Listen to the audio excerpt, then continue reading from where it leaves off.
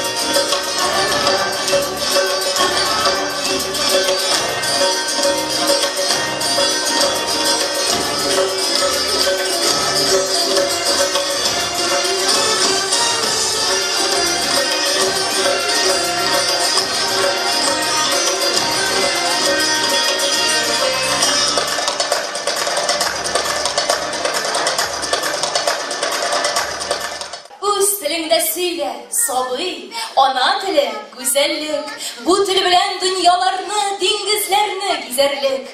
Ата-баба тудырган тел, ана сөтедәй газиз. Үз, чынык, үрләрне яула, байысын мирасыбыз. Дөнья киң, телләр, гадәтләр, барысы да синең өчен. Йөр милләтләр бакчасында, ныгыт камил шәхесең.